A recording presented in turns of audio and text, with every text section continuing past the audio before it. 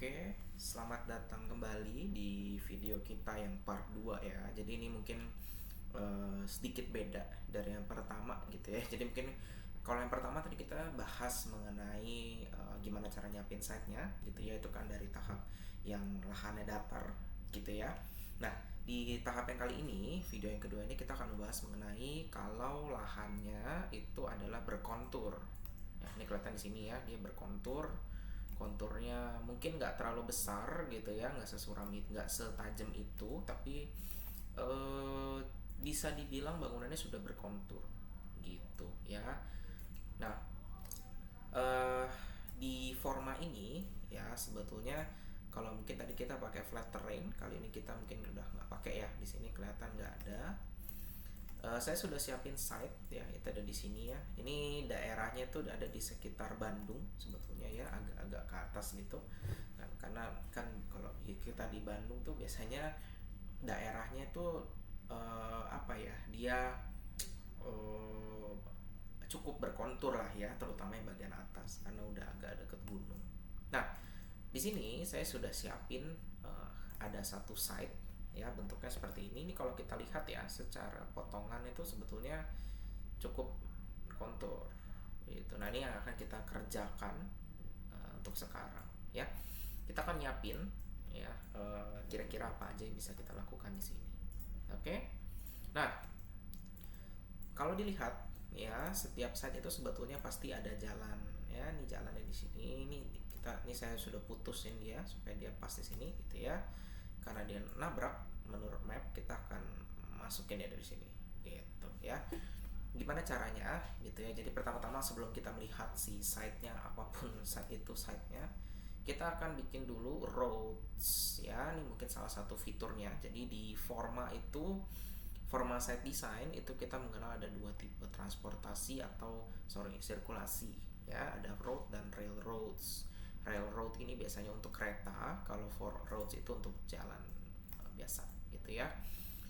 Cara pakainya ini di opsi kelima ya, itu ada roads, kita bisa pilih atau shortcutnya T gitu ya.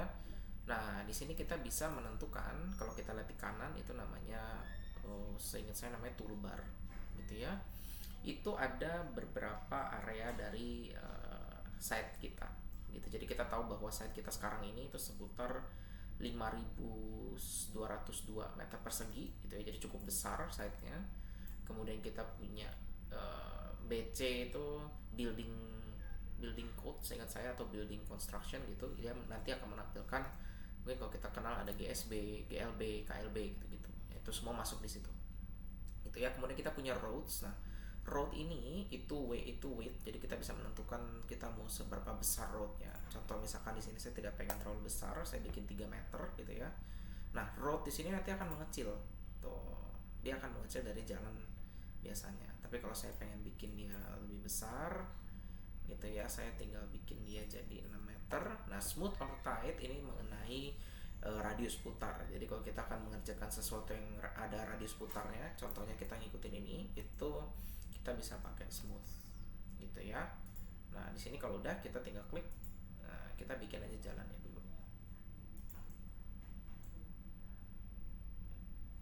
Ini ya, kita mungkin akan coba bikin sebuah rumah ya.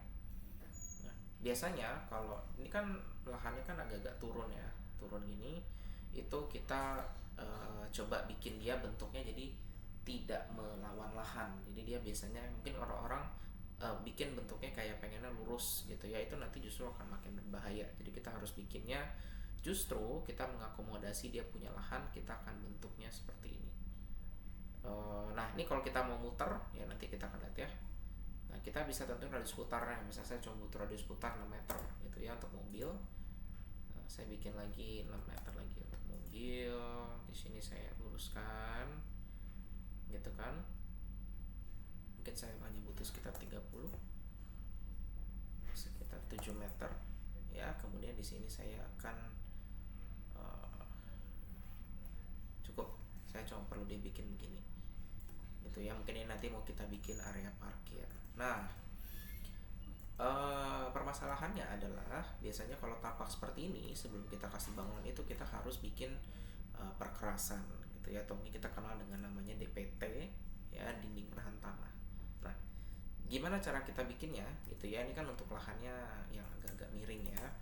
Nah, caranya adalah kita bisa di sini tuh ada terrain pad gitu ya, ini di opsi ketiga itu ada terrain pad.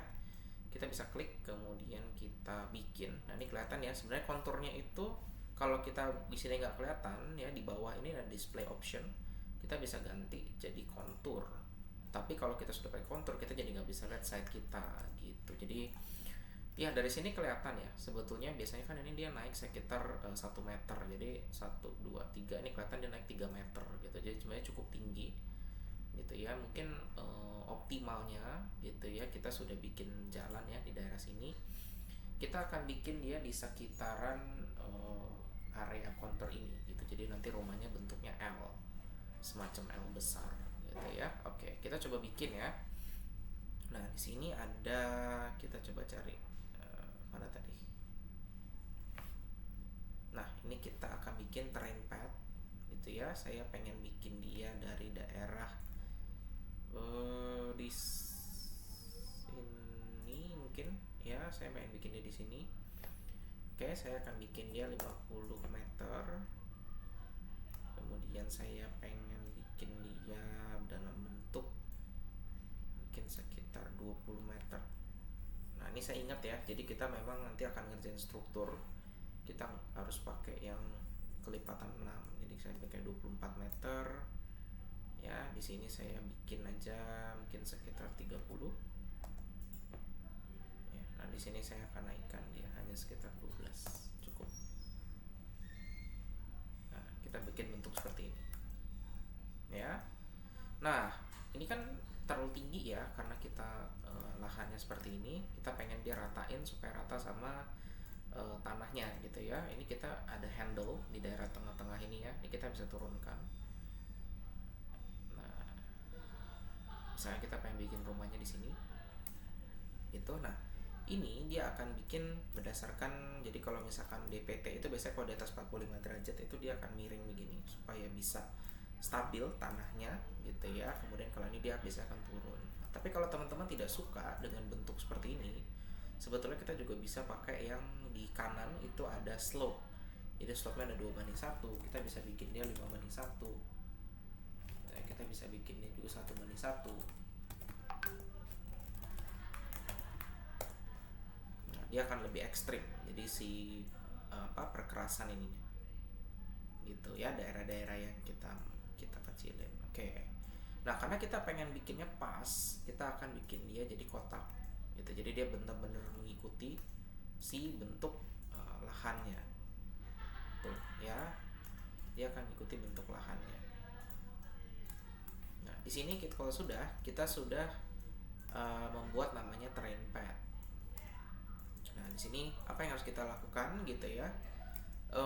Sayangnya untuk di Forma itu sebetulnya kita tidak bisa bikin analisa seperti di Civil 3D karena dia bukan tujuannya. Tapi kira-kira kita bisa coba main-mainkan di si terrain pad ini. Ya, kita coba bikin satu lagi di daerah sini. Ini untuk parkirannya ya ceritanya. Nah, ini parkirannya saya bikin di sini. Ini saya mau edit, ini kayaknya nggak bisa ya. Kita bikinnya begini. Ini kita lurusin aja gini. Set. Oke ya. Nah, kemudian ini jadi nanti saya mau bikin ada bangunan kedua. Jadi bangunannya nanti ada 2 gini. Ya, itu mungkin nanti kita akan bahas di video selanjutnya. Ya, untuk membuat terrain pad itu seperti ini caranya, jadi cukup simple. Sebetulnya ya, teman-teman nggak perlu repot-repot bikin building pad dan sebagainya. Nah, kalau ada yang nanya, saya pengen tahu gimana berapa metriknya gitu ya, berapa banyak yang saya sudah dapatkan. Sebetulnya teman-teman itu bisa dapat segini. Jadi teman-teman tahu ya bahwa kalau kita klik di sini itu kita dapat areanya sekitar 5.200 meter persegi. Saya pengen tahu di site ini saya menguruk berapa banyak gitu ya. Nah, di sini dia sebenarnya menampilkan bahwa pad volumenya itu ada di sekitar 3.000. Jadi dari volume ini yang hasil cut and fill-nya itu dia side itu sekitar 3.200-an, makanya mass balance-nya itu masih ada sekitar 4.000 sekian gitu ya. Ini pad volume-nya. Nah, kalau saya pengen tahu di sini pad volume-nya berapa banyak, itu ada sekitar 1894. Jadi kalau tadi kita pakai di sini, ini kan 5.000 ya, 5.000, kemudian kita lihat di sini ada sekitar 4.800, berarti si pad ini itu akan mengambil atau ngefill ya, ngefill itu sekitar 1.800-an gitu. Tapi kalau misalkan ini saya turunkan, nah dia akan minus, bahwa berarti kita perlu dia ngefill, dia ngekatnya sekitar 7.000 sekian gitu. Nah kalau misalkan dia positif berarti kita masih ngefill. Nah gimana kalau misalkan kita bikinnya dia somehow gitu ya, kita bikinnya rata gitu, cut and fill-nya bagus, itu hasil di sini nanti akan jadi 0 gitu ya. Itu seputar cut and fill, cukup simple gitu ya, karena kita masih bermain-main di side gitu. Oke, mungkin sekian untuk video ini. Kalau yang mau bertanya gitu ya, bisa boleh komen di videonya, di bawah videonya, atau bisa email ke Autodesk Metro Data, ada di linknya ada di video kita ya, ada di channel kita gitu. Oke, terima kasih semuanya, kita sampai berjumpa di video berikutnya ya.